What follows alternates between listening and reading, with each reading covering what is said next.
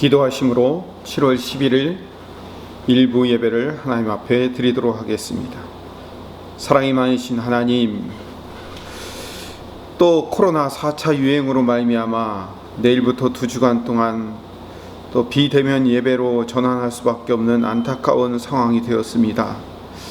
하나님, 우리 예배가 속히 회복될 수 있도록 1년 반 이상을 끌어왔던 이 코로나 사태가 이제 더 이상 영향력을 발휘하지 못하고 멈춰질 수 있도록 주님께서 역사하여 주시옵소서. 우리는 오직 주님만을 의지하고 신뢰할 뿐입니다. 주님 역사하여 주셔서 다시 예배의 자리에 돌아올 수 있도록 주님 인도하여 주시옵소서. 오늘 또 비대면으로 예배하기 전에 함께 모여서 예배할 수 있는 귀한 시간을 허락하셨사오니 이 마지막 시간이라도 하나님 앞에 은혜 받고 하나님 앞에 놀라운 하나님의 은혜와 사랑을 경험할 수 있는 귀한 예배가 되게 하여 주시옵소서. 한 주간 받은 모든 상처와 힘든 일들을 주님 앞에 내려놓사오니 이 예배를 통하여서 마음과 모든 육체의 상처가 깨끗이 낫게 하시며 나의 모든 죄와 악을 회개하오니 용서하여 주시옵소서. 예수님의 보혈의 공로만을 의지하여 은혜의 보좌 앞에 담대히 나아가오니 주님의 의로우심을 덧입혀 주시어 거룩한 성도로 하나님의 백성으로 예배하게 하여 주시옵소서. 예수님 이름으로 기도드립니다. 아멘. 다같이 사도신경으로 우리의 신앙을 고백하겠습니다. 나는 전능하신 아버지 하나님 천지의 창조주를 믿습니다. 나는 그의 유일하신 아들 우리 주 예수 그리스도를 믿습니다. 그는 성령으로 잉태되어 동정녀 마리아에게서 나시고 본디오 빌라도에게 고난을 받아 십자가에 못 박혀 죽으시고 장사된 지 사흘 만에 죽은 자 가운데서 다시 살아나셨으며 하늘에 오르시어 전능하신 아버지 하나님 우편에 앉아 계시다가 거기로부터 살아있는 자와 죽은 자를 심판하러 오십니다. 나는 성령을 믿으며 거룩한 공교회와 성도의 교제와 죄를 용서받는 것과 몸의 부활과 영생을 믿습니다.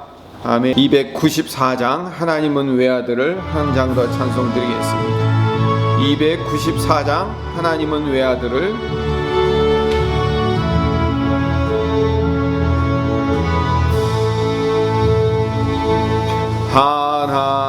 하나님은 외아들을 주시는 데까지 세상 사람 사랑하니 참 사랑이로다.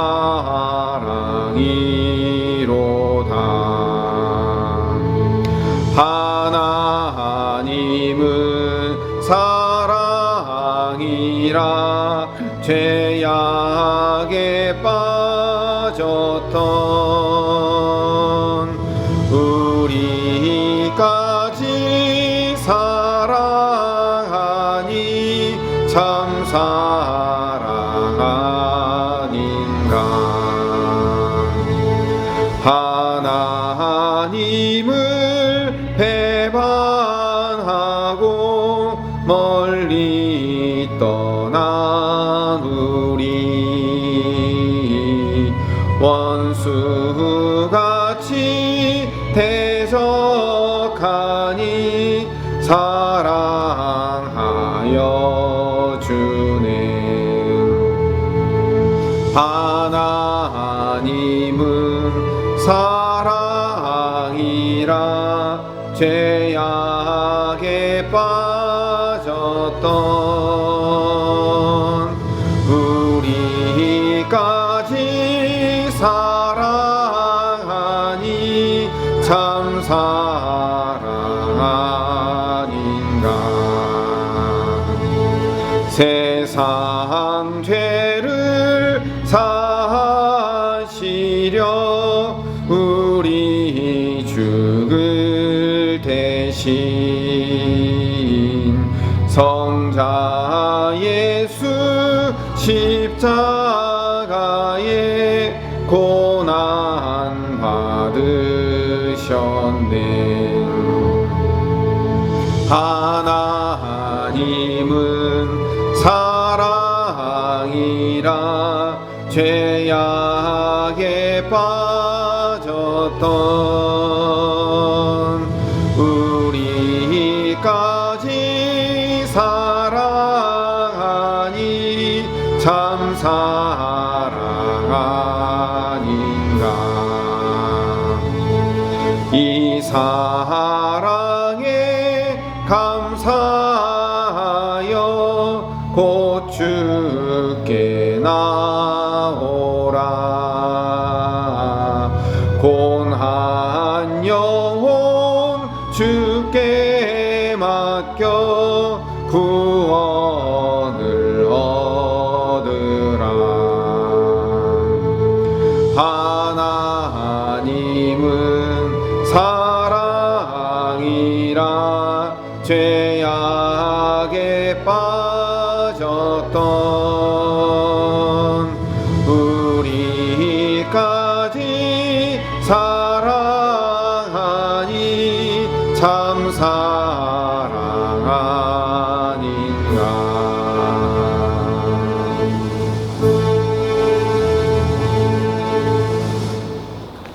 한 번 더 기도합니다. 사랑이 많으신 하나님, 오늘도 우리에게 주실 말씀을 통하여서 하나님 은혜 받기를 소원합니다. 하나님께로부터 난 자들은 하나님을 영접할 수밖에 없고 빛 대신 생명의 빛으로 오신 예수님을 받아들일 수밖에 없어 하나님, 그것이 우리에게 큰 은혜이며 그것이 하나님이 우리에게 주신 놀라운 하나님의 사랑임을 발견하고 그 사랑을 날마다 기억하여 예배하는 예배자들 되게 하여 주시옵소서. 예수님 이름으로 기도드립니다. 아멘. 요한복음 1장 9절에서 13절 같이 함께 읽도록 하겠습니다. 참빛 곧 세상에 와서 각 사람에게 비추는 빛이 있었나니 그가 세상에 계셨으며 세상은 그로 말미암아 지은 바 되었으되 세상이 그를 알지 못하였고 자기 땅에 오매 자기 백성이 영접하지 아니하였으나 영접하는 자 곧 그 이름을 믿는 자들에게는 하나님의 자녀가 되는 권세를 주셨으니 이는 혈통으로나 육정으로나 사람의 뜻으로 나지 아니하고 오직 하나님께로부터 난 자들이니라. 아멘. 오늘 본문 9절에 보면 세상을 지으신 그 창조주이신 말씀이신 분이 생명을 주시는 참빛으로 이 땅에 오셨다고 이야기하고 있습니다.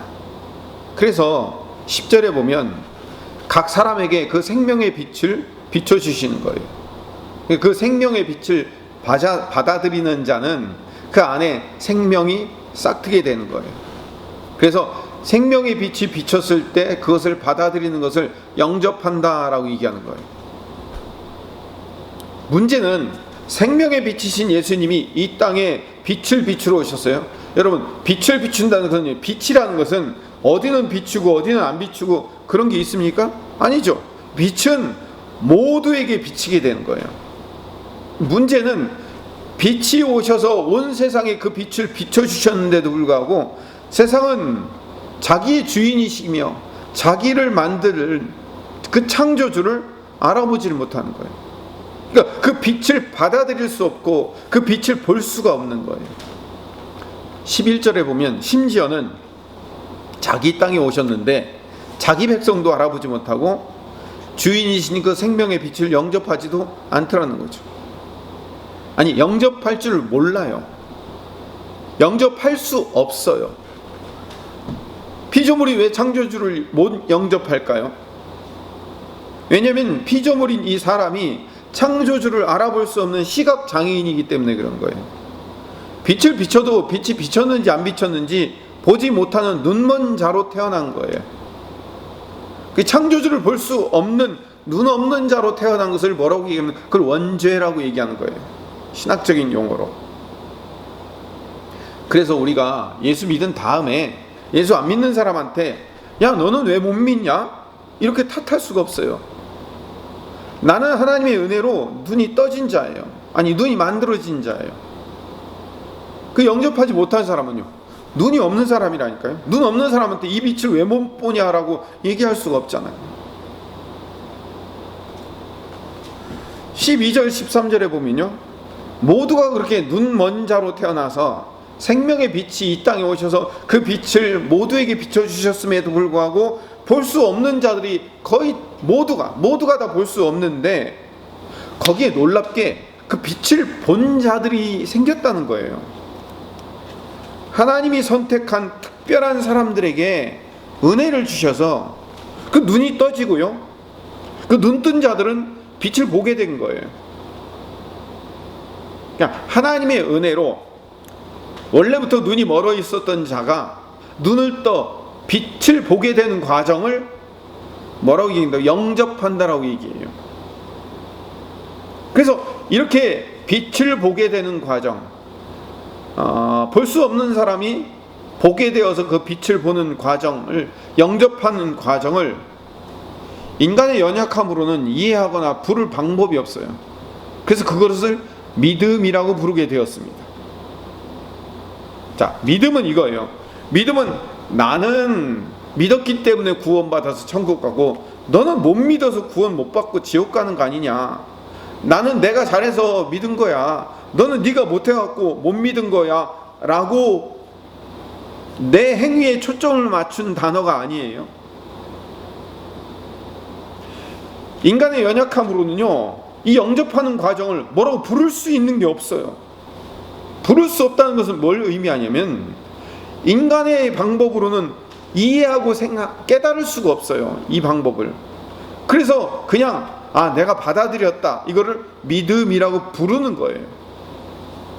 믿음은 내 입장에서 말하는 거예요. 믿도록 만들어주신 분이 설명해도 알아들을 수 없기 때문에 믿어진 우리의 입장에서 그 신비로움이며 그 영접하는 과정이 비밀스러울 수밖에 없는 거죠. 그래서 나중에 또 말씀드리겠지만 요한복음 3장 8절에 보면 예수님께서 니고데모에게 이 영접하는 과정을 이렇게 설명하셔요.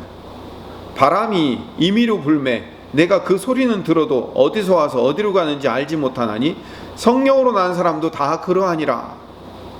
바람이 어디로 불러서 어디로 가는지, 바람이 불면은 귓가에 얼굴에 바람이 분다는 것이 느껴질 뿐이지만 이게 어디로부터 어디로 가는지는 모르잖아요. 믿음이라는 것을 이렇게 설명할 수밖에 없다는 거죠. 영접하는 과정이 설명이 안 되는 거예요. 왜 믿게 되었는지, 어떻게 믿게 되었는지 몰라요. 단 우리가 알 수 있는 것은 우리가 믿어진 거예요. 그래서 보았기 때문에 볼 수 있다고 외칠 수 있는 것 뿐이에요. 그래서 하나님의 은혜이며 신비이며 감격일 수밖에 없는 거죠. 이 절대적인 하나님의 은혜이기 때문에 이 신비에 우리는 무릎 꿇고 감사할 수밖에 없어요. 그걸 예배라고 얘기하는 거예요. 하나님, 왜 그것이 나입니까? 하나님, 이 나일 수밖에 없는 이 놀라운 은혜에 대해서 날마다 찬양하며 감사할 수밖에 없는 것을 예배라고 부르는 거예요. 에베소서 2장 8절에서 9절 말씀을 읽어보면, 너희는 그 은혜에 의하여 믿음으로 말미암아 구원을 받았나니 이것은 너희에게서 난 것이 아니요 하나님의 선물이라. 행위에서 난 것이 아니니 이는 누구든지 자랑하지 못하게 함이니라. 내가 믿었기 때문에 믿고 쟤는 안 믿었기 때문에 안 돼 라고 자랑할 수가 없는 거예요. 그냥 하나님이 일방적으로 주신 선물이에요. 선물은 기뻐서 주시는 은혜예요. 대가를 바라고 주는 것은 선물이 아니죠. 뭐라고 해요? 그걸 뇌물이라고 얘기하죠. 하나님은 우리에게 뭔가의 대가를 바라지 않으시는 분이에요. 거저 주시는 거예요. 그래서 거저 주시는 은혜라고 부르는 거예요. 자랑할 수가 없죠. 구원은 하나님의 전적인 은혜의 결과이기 때문에 내가 그것을 영접하고 받아들여서 믿어진 거예요. 믿고 영접했다는 것은, 그 믿었다는 말이 자칫 내가 뭘 했다라는 것으로 들릴 수 있는데 그렇지 않아요. 믿고 영접했다는 것은 나의 의지가 아니라 하나님의 은혜에 대한 피조물의 반응의 결과인 거죠. 하나님의 자녀가 된 것은 우리가 믿었나 안 믿었는가로 결정되는 것이 아니라 하나님이 일방적으로 그에게 은혜를 주셨는가 안 주셨는가로 결정을 할 수 있는 거예요. 이 신비한 거예요. 13절이 이걸 증명하고 있어요. 오늘 본문 13절. 빛을 보게 된 일은 인간의 혈통으로나 육정으로나 사람의 뜻과 노력과 행위와 방법과 결단으로 이루어진 게 아니라고 얘기하는 거예요. 이걸 나중에 이제 니고데모를 통해서 요한복음 3장에서 다시 한번 반복해서 설명해요. 니고데모가 그러면 이 영접하는 과정, 빛을 보게 되는 과정을 어떻게 하면 그렇게 될 수 있습니까? 라고 물어보니까 거듭나지 않으면 안 된다라고 얘기하는 거예요. 우리가 알고 있는 거듭나다라는 것과 니고데모가 알고 있는 거듭나다는 틀린 거예요. 니고데모가 알고 있는 거듭나, 그럼 내가 죽었다가 다시 새롭게 태어나야 되는 겁니까? 라고 얘기하는 거예요. 이거는 네가 죽었다 깨나도 안 돼, 이 얘기예요. 다시 태어나야만 가능해, 이 얘기는 우리 한국식으로 바꾸면 죽었다 깨나도 안 돼, 이 얘기예요. 방법이 없다는 거예요. 니고데모 너한테는 방법이 없어. 네가 어떤 방법을 동원한다고 해서 그게 되는 게 아니야 라고 예수님이 설명을 해주신 거예요. 우리는 자꾸 이해를 못해서 우리가 뭘 해서 영접하고 우리가 어떤 자격과 조건이 있기 때문에 영접할 수 있다고 착각하는 거예요. 그렇지 않아요. 하나님께로부터 은혜가 주어지지 않으면, 다시 말하면 다시 태어나지 않으면 죽었다 깨나도 방법이 없는 거예요. 바울은요, 요한복음의 오늘 이 본문 말씀을 로마서에서 이렇게 설명을 합니다. 이 중요하니까 찾아봅시다. 로마서 9장 말씀. 그 자식들이 아직 태어나지도 아니하고 무슨 선이나 악을 행하지 아니한 때 택하심을 따라 되는 하나님의 뜻이 행위로 말미암지 않고 오직 부르시는 이로 말미암아 서게 하려 하사 리브가에게 이르시되 큰 자가 어린 자를 섬기리라 하셨나니 기록된 바 내가 야곱은 사랑하고 에서는 미워하였다 하신과 같으니라. 그런즉 우리가 무슨 말을 하리요? 하나님께 불의가 있느냐? 그럴 수 없느니라. 모세에게 이르시되 내가 긍휼히 여길 자를 긍휼히 여기고 불쌍히 여길 자를 불쌍히 여기리라 하셨으니 그런즉 원하는 자로 말미암음도 아니요 다른 법지라 하는 자도 말미암도 아니요 오직 긍휼히 여기시는 하나님으로 말미암음이니라. 성경이 바로에게 이르시되 내가 이 일을 위하여 너를 세웠으니 곧 너로 말미암아 내 능력을 보이고 내 이름이 온 땅에 전파되게 하려 함이라 하셨으니 그런즉 하나님께서 하시고자 하시는 자를 긍휼히 여기시고 하고자 하시는 자를 완악하게 하시느니라. 절대적인 하나님의 선택이고 주권이며 은혜예요. 여러분, 이거는요 세상 사람들에게 이해시킬 수가 없어요. 세상 사람들에게 이해시키려면 반박만 불러오는 거예요. 왜 하나님 마음대로 우리의 노력과 우리의 어떤 의지는 상관없이 하나님 마음대로 어떤 사람은 선택해놓고 어떤 사람은 그냥 버리기로 작정된 거냐고, 이렇게 얘기할 수밖에 없는 거예요. 이거는 눈 뜨고 그 빛을 본 자만 알 수 있는 감격이며 기쁨이며 희열인 거예요. 그렇게 하나님의 절대적인 은혜로 태어난 자들을 요한복음 1장 12절에 그 이름을 믿는 자들이라고 부르는 거예요. 그 이름을 믿는 자들에게는 믿어진 거죠. 그들에게는 하나님의 자녀가 되는 권세를 주셨으니, 이 권세라는 말이 엑수시아라는 말인데, 이 권세라는 말도 엄밀하게 얘기하면 권세라고 얘기하면 어떤 능력을 주셨다라고 생각할 수 있는데 좋은 번역은 아니에요. 이 엑수시아라는 말은 특권이라는 뜻이에요. 특권. 하나님의 자녀가 된 특권을 주신 거예요. 왜 엑수시아, 특권이라고 부르냐면 13절에 하나님이 주신 이 특권은 혈통이나 육정이나 사람의 뜻으로 나온 게 아니라고 얘기해요. 그걸 우리식으로 얘기합시다. 이거예요. 학연, 지연, 혈연으로 만들어진 특권이 아니라는 거예요. 이 특권은 하나님으로부터만 나왔어요. 굳이 말하면요, 학연, 지연, 혈연으로 만들어질 수 없고 신연이라고 만들 수 있어요. 굳이 말하면 은혜로 특권을 주셨어요. 왜냐하면 아무도 자랑하지 못하게 하려고 우리에게 이 특권을 선택된 사람에게 주신 거예요. 조금만 더 설명합시다. 이 은혜의 특권을 가장 잘 설명한 성경 중에 하나가 여호수아입니다. 여러분, 요즘 우리가 새벽에 읽고 있는 그 여호수아가 바로 이 은혜의 특권을 가장 잘 설명한 책 중에 하나예요. 여리고성에 살던 기생 라합은요, 이스라엘 백성들이 보낸 정탐꾼 2명을 살려줘요. 그리고 라합과 그 가족 전체가 구원을 받았어요.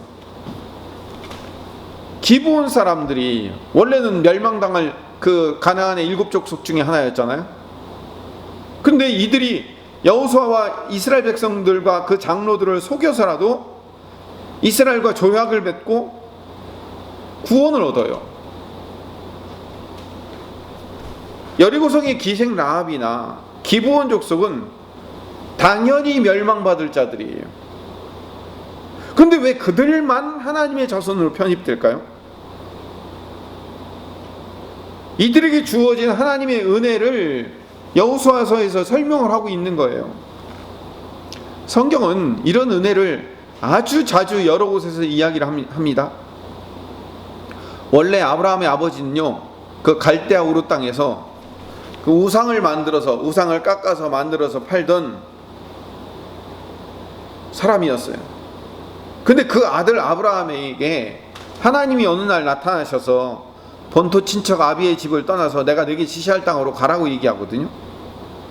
그래서 그 아브라함을 통해서 하나님의 백성이 만들어져요. 모세가 바로의 딸의 공주의 아들로 양자 삼아 있다가 그 살인죄를 저지르고 모압 광야로 도망가요. 그 도망간 그 모압 광야에서 장인 이드로를 만나요. 이드로는 모압 사람이었어요. 아내 시보라도 모압 사람이었어요. 모압 출신이라고요. 근데 나중에 출애굽할 때 이 장인 이드로하고 아내 시보라하고 이 모압 출신들 몇 명이, 그 가족들이 이스라엘 백성으로 편입돼요.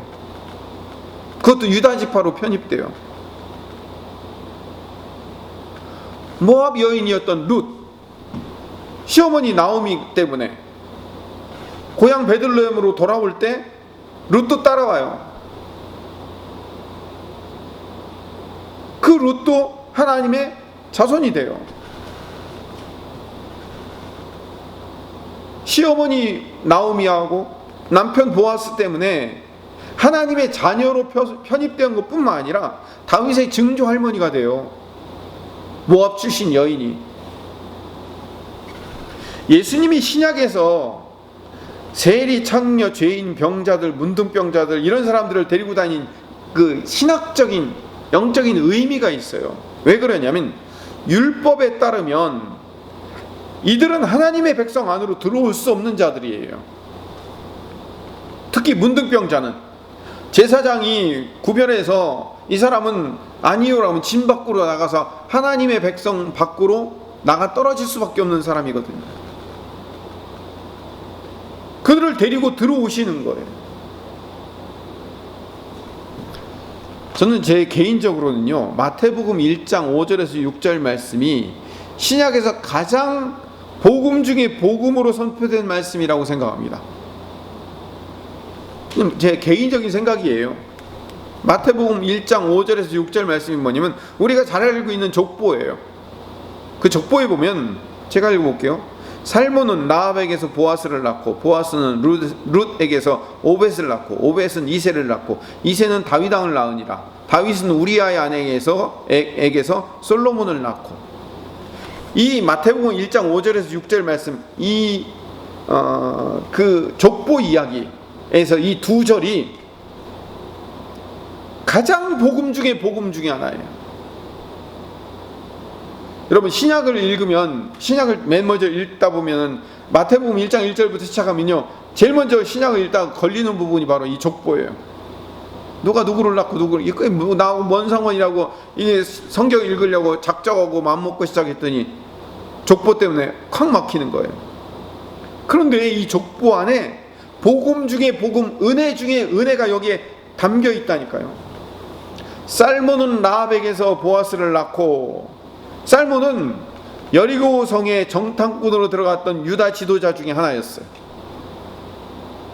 근데 이 정탐꾼으로 들어갔다가 기생 라합하고 눈이 맞았던 모양이에요. 나중 얘기지만. 그래서 결국 기생 라합하고 통해서 아들 보아스를 낳게 돼요. 이 보아스는 우리가 알고 있는 그 룻의 남편 보아스 맞아요. 기생 라합은요 여리고 사람이었어요. 근데 마태복음의 족보에 따르면 다윗 왕의 고조 할머니가 돼요. 왕족이 되었다고요. 왕족이. 보아스 얘기를 해볼까요? 보아스의 아내는 모압 사람 룻이에요. 신명기 율법에 보면 암몬 사람과 모압 사람은 영원히 여호와의 총회 안에 들어오지 못하리라 라고 아주 선언을 했어요. 모압 사람, 암몬 사람은 아예 하나님의 진 안으로 들어올 수조차 없어요. 그런 율법이 있음에도 불구하고 보아스의 아내 이 모압 여인이었던 룻은 시어머니 나오미를 쫓아와서 아까도 얘기했죠? 다윗의 증조 할머니가 돼요. 마태복음 1장 6절에 가보면 다윗은 그 많은 왕비들 중에서 하필 우리아의 아내를 빼앗아서 6절에 보면요 다윗은 우리아의 아내에게서 솔로몬을 낳고 성경에도 아주 기록을 했어요. 우리아의 아내에게서. 우리아도 이방인 출신이에요. 남의 아내를 빼앗아서 불륜의 주인공이 됐잖아요 다윗이. 물론 다윗이 회개했지만 회개한 후에 얻고 난 아들이 솔로몬이에요. 그런데 그 하필 우리아의 아내를 통해서 얻은 아들 솔로몬이 이스라엘의 3대 왕이 되고 가장 지혜로운 왕이 되었어요. 그 아들을 통해서 성전을 짓게 했어요. 하필 그 많고 많은 왕비들 중에서 불륜의 주인공을 통해 낳은 아들이 왕이 됐어요. 그 왕이 성전을 지었어요. 새벽에 다 했던 내용들입니다. 기브온 백성들 얘기해 볼까요? 이 기브온 백성들은 이스라엘을 속인 결과로 대대로 종이 됩니다. 여호수아 2장 11절에 보면 27절에 보면 그날의 여호수아가 그들을 여호와께서 택하신 곳으로 회중을 위하여 여호와의 제단을 위하여 나무를 패며 물을 깃는 자들로 삼았더니 오늘까지 이르니라. 기브온 사람들은 이스라엘 백성들의 종이 되어서 나무를 패고 물 깃는, 나무 패고 물 깃는 일을 전문으로 하는 종들이 된 거예요. 그런데 여러분 일반 백성들도 물을 길어 먹어야 되고 나무를 패는 일에 도움을 받아야 되지만 가장 도움을 많이 받아야 될 곳이 어디면 성전이었어요. 성전에서 여호와의 제단에 번제를 드릴 때 장작을 쓸 나무가 필요했다고요. 한번 생각해보세요. 솔로몬 시대에 1000번제, 제가 여러 번 말씀드렸죠. 1000번제라는 것은 양을 하루에 한 마리씩 드리는 게 아니라고 그랬죠. 1000마리를 한꺼번에 드리는 거라고 그랬죠. 여러분 1000마리를 한꺼번에 여호와의 번제단에 드리려면 양 1000마리 잡는 것도 중요하지만 그 양 1000마리를 번제단에 다 태워서 바치려면 나무가 얼마큼 필요할까요? 그러면 그 양을 전부 다 씻어서 만들려면 물이 필요하죠. 그 물두멍에 물은 얼마큼 필요할까요? 어마어마하게 필요하겠죠. 그러면 성전에서 필요할 장작으로 쓸 나무를 패고 물두멍에 담아놓을, 그래서 제사장들과 레위인들이 매일매일 써야 될 그 물들을 길어서 거기 물두멍에 갖다 놔야 되고, 솔로몬 성전의 물두멍은 굉장히 컸어요. 바다라고 불렀어요. 그 일들을 누가 했냐고요? 기브온 백성들이 했어요. 쉽게 얘기하면 이 기브온 백성들은 레위인들의 종이 된 거예요. 레위인들. 그래서 여호와의 제단을 위하여 나무를 패며 물을 깃는 자들로 삼았더니 레위인들의 종이 된 거예요. 그런데 이렇게 기가 막힌 이 반전이 일어나요. 여기서 바벨론 포로 이후에, 이 바벨론 포로 시대 기브온 백성들도 끌고 갔나 봐요.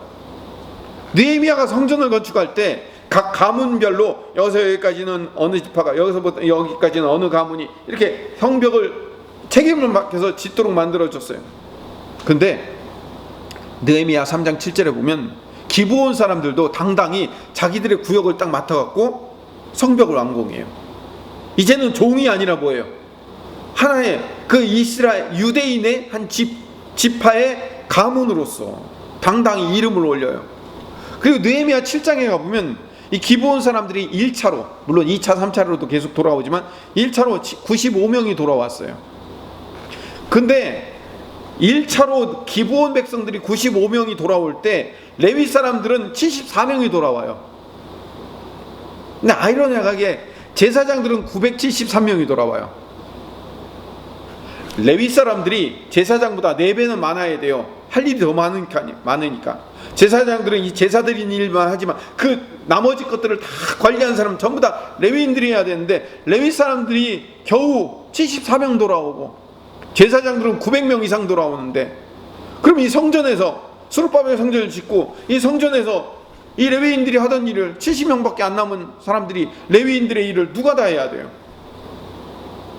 그러니까 이스라엘 백성들이, 유대인들이 어떻게 결정을 내냐면 어차피 성전에서 물 깃고 나무 패던, 그래서 레위인들을 도와줬던 이 기브온 백성들을 레위인들 역할을 감당하게 만들었어요.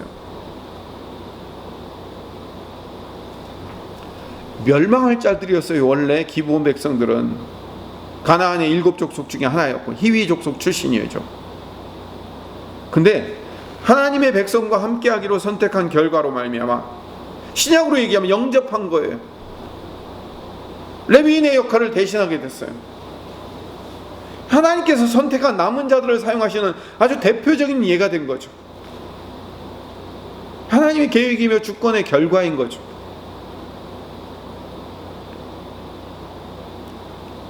제가 계속 말씀드렸죠. 기생 라합, 기브온 백성들, 그리고 마태복음 1장 5절에서 6절에 나와 있던 그 다윗의 증조할머니, 고조할머니, 이 많은 사람들, 하나님을 영접한 자들이에요. 이들은 육적으로나 혈통으로나 사람의 뜻으로 영접한 게 아니에요. 하나님으로부터 난 자들이에요. 그들이 어떻게 영접했을까요? 예를 들어봅시다. 기생 라합이 이스라엘 백성들이 가나안 땅으로 진군해 들어온다는 소식을 들어요. 여리고성에 그 소문이 들렸어요. 그 소문이 어떻게 들렸냐면 여호수아 2장 9절에 보면 우리가 너희를 심히 두려워하고 이 땅 주민들이 다 너희 앞에서 간담이 녹나니, 11절에 우리가 듣자 곧 마음이 녹았고 너희로 말미암아 사람이 정신을 잃었나니 너희의 하나님 여호와는 위로는 하늘에서도 아래로는 땅에서도 하나님이시라. 개역 한글판 성경에 보면 상천하지의 하나님이시라 이렇게 표현하고 있어요. 기생 라합이 이스라엘 백성들이 쳐들어온다는 소식만 듣고도 하나님은 그런 분입니다 라고 자기 입으로 고백한 거라고요. 영접한 거라고요. 모든 여리고성 백성들은 다 그 이스라엘 백성들을 대적하여 일어섰을 때 기생 라합만큼은 그 소문만 듣고도 영접한 거예요. 이게 사람의 뜻으로 되는 게 아니잖아요. 기브온 백성들도 마찬가지예요. 이스라엘 백성들이 진군한다는 소식을 듣고 이스라엘을 속이러 가요. 여호수아 9장 24절에 보니까 그들이 여호수아에게 대답하여 이르되 당신의 하나님 여호와께서 그의 종 모세에게 명령하사 이 땅을 다 당신들에게 주고 이 땅의 모든 주민을 당신들 앞에서 멸하라 하신 것이 당신들의 종에게 분명히 들림으로 당신들도 당신들로 말미암아 우리의 목숨을 잃을까 심히 두려워하여 이같이 하였나이다. 속여서라도 우리 하나님의 백성 안으로 들어가고 싶습니다. 이게 뭐예요? 이게 영접하는 거예요. 들리는 소문만 듣고도 충격받아서 우리가 하나님의 백성 편으로 들어가지 않으면 안 되겠구나. 이거 영접하는 거예요.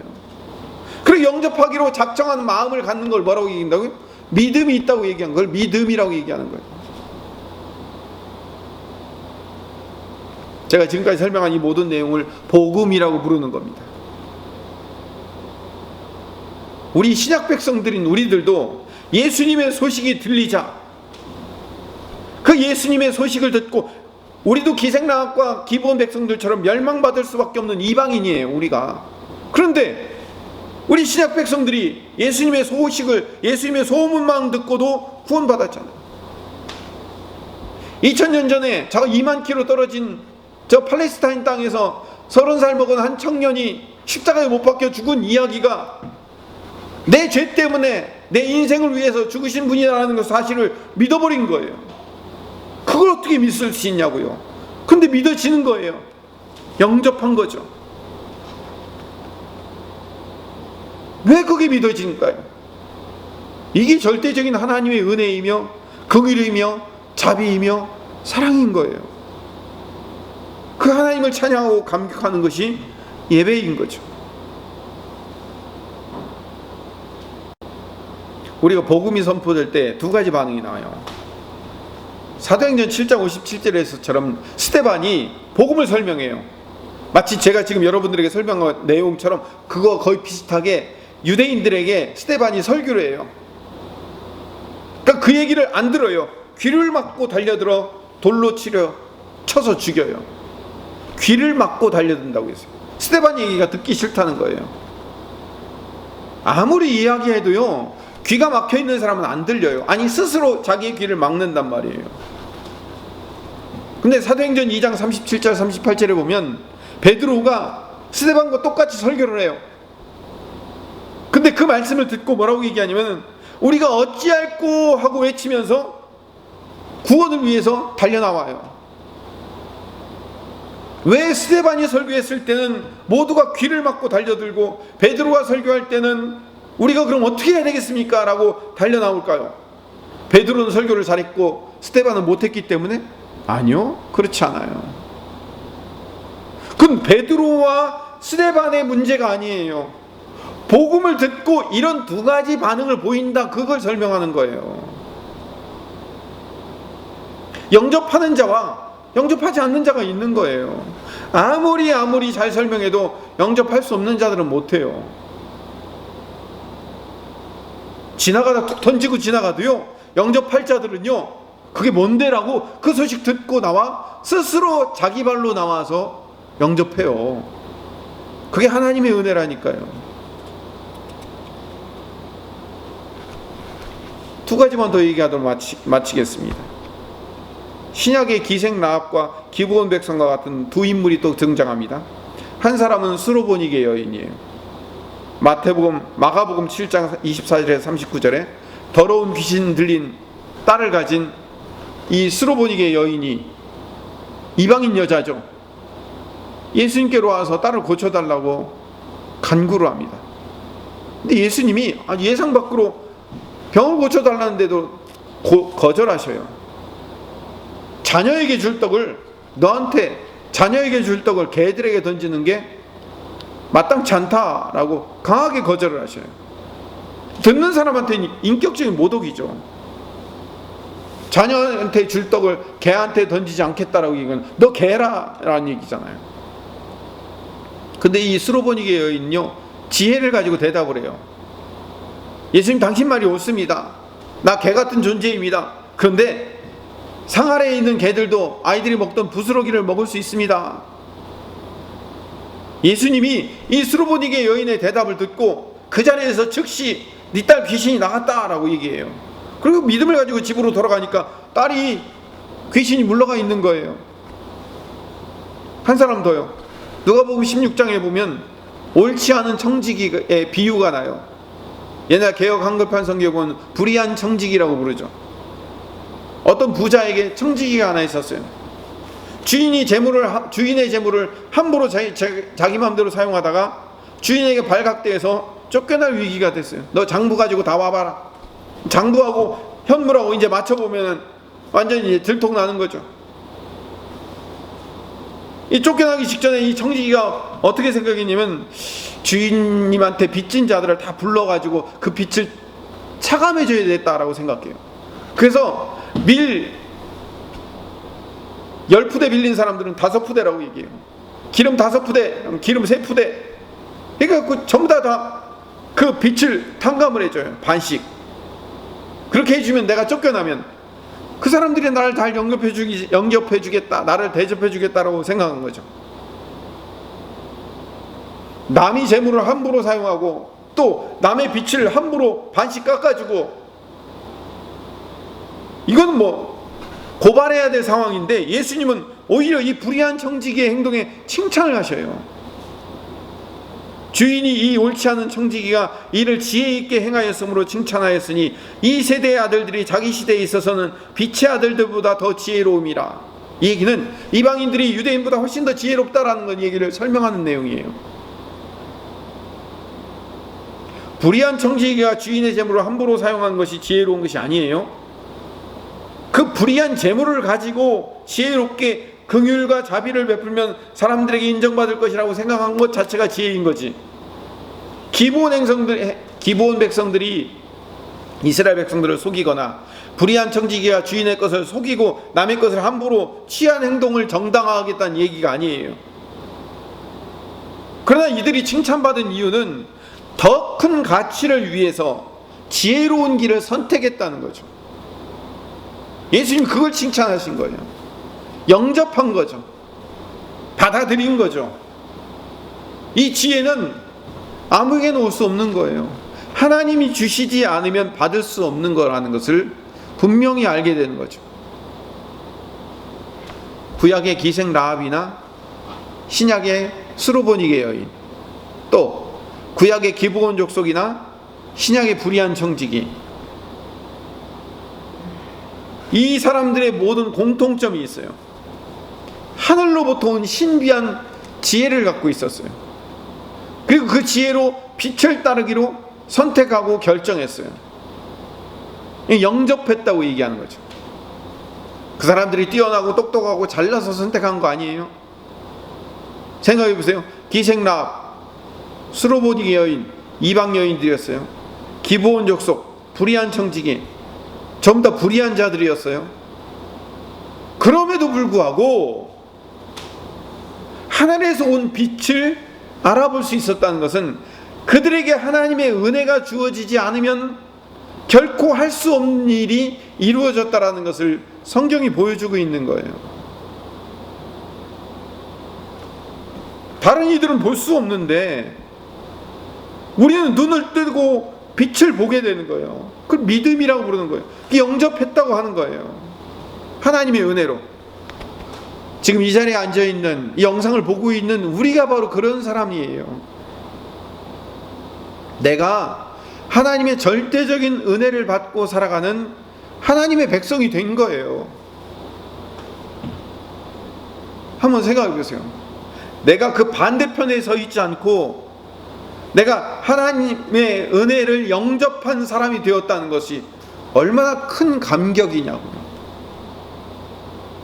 내가 왼편에 서지 않고 오른편에 섰다는 것이 얼마나 놀라운 하나님의 사랑이에요. 내가 염소가 되지 않고 양이 되었다는 것이 얼마나 큰 하나님의 긍휼하심이에요. 내가 지옥이 아니고 천국을 선택할 수 있는 지혜가 내 안에 왔다는 사실이 얼마나 큰 은혜냐고요. 그 은혜를 내가 지금 누리고 있는 거예요. 날마다. 오늘 말씀을 정리합니다. 그렇다면 내 삶의 모든 것이 다 하나님의 은혜입니다.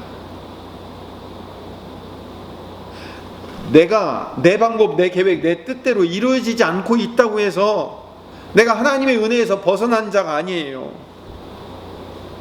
나를 불러 그 오른편에, 양의 편에, 천국의 편에, 하나님의 자녀 편에 세워주신 그 은혜가 있는데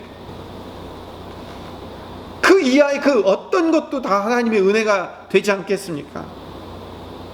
그래서 우리가 하나님의 은혜가 아니면 살아갈 수 없다고 얘기를 하는 거예요. 늘 날마다 그 하나님의 감격적인 은혜 가운데 살 수밖에 없고 지금 살아가고 있다는 사실을 늘 감사하는 하나님의 백성 되시기를 간절히 소망합니다. 앞으로 2주 동안 때로는 2주가 더 될 수도 있는 그 상황 속에서 우리가 비대면으로 예배드릴 수밖에 없을지라도 내 안에 하나님의 은혜가 늘 충만하게 비치고 있다는 사실을 기억하시기를 바랍니다. 그래서 속히 4차 대유행이 끝나고 이 은혜를 마음껏 이 자리에서 찬양할 날이 속히 올 것을 기대하며 기도하며 기다리는 하나님의 백성 되시기를 다시 한번 간절히 소망합니다. 기도하겠습니다. 사랑이 많으신 하나님, 우리는 늘 하나님의 사랑과 은혜 앞에 서 있다는 사실에 날마다 감사하며 감격하는 주의 백성들 되게 하여 주시옵소서. 어찌하여 우리가 그 놀라운 은혜의 주인공이 되었으며 어찌하여 우리가 그 은혜 안에 들어와 있는 자가 되었는지, 이 은혜가 너무나도 감사하며 기뻐하며 감격할 수밖에 없는 하나님의 사람 되게 하여 주시며, 우리가 날마다 그 은혜를 예배하며 찬양하며 감격하며 감사하는 하나님의 백성 되게 하여 주시옵소서. 예수님의 이름으로 기도드립니다. 아멘. 305장 찬송하시면서 준비하신 예물을 하나님 앞에 봉헌하도록 하겠습니다. 오늘 예배 가운데 거하셔서 우리 예배를 받으신 하나님, 이 시간 온 마음과 정성과 힘과 뜻을 다하여 예배하오니 우리 예배를 받으시고 창세로부터 준비하시고 약속하신 복과 은혜를 부어 주시옵소서. 우리에게 주신 것 중에 구별하여 정성껏 예물을 준비하여 하나님 앞에 드립니다. 또한 온라인으로 봉헌하여 드립니다. 받으시고 향기로운 제물로 흠양하여 주시어 하늘의 신령한 상급과 땅이 기름진 복으로 넘치게 채워주실 뿐만 아니라 심는 모든 것들 30배, 60배, 100배의 놀라운 결실과 열매로 채워주시옵소서. 육체 질병 있는 자들에게 하나님께서 치료의 광선을 발하여 주시어 주님의 권능의 오른손으로 친히 안수하여 주시어 속히 깨끗이 치유하여 주시옵소서. 다음 세대들을 위해 기도합니다. 자라나는 어린이들과 청소년들과 청년들이 하나님이 주신 꿈과 비전을 품게 하시며 예수님의 제자가 되어 하나님 영광 위에 살아가는 다음 세대들 세워지게 하여 주시옵소서. 우리 자녀들을 위해 기도합니다. 우리 자녀들의 일상과 비전을 주님 인도하여 주시어 원하는 학교, 적성에 맞는 직장, 비전에 맞는 사업, 하나님이 주시는 멋지고 아름다운 배우자와 결혼과 가정과 적절한 자녀들을 허락하여 주시며 주인님이 주인 되는 건강한 자녀들의 가정 되게 하시며 손자 손녀들이 그 키가 자라며 지혜가 자랄 수 있도록 인도하여 주시옵소서. 이제는 우리 구주 예수 그리스도의 풍성하신 은혜와 창조하시며 섭리하시는 하나님의 무한하신 사랑하심과 우리 안에 계셔서 우리의 삶을 인도하시는 성령님의 교통하심과 충만하심과 기름 부으심과 역사하심이 하나님의 은혜를 넘치게 받아 그 은혜 가운데 살 수밖에 없고 그 은혜 가운데 살아야 된다고 다짐하는 우리 모든 김포수종교 성도들 머리 위에 영원토록 함께 하시옵기를 간절히 축원하옵나이다. 아멘.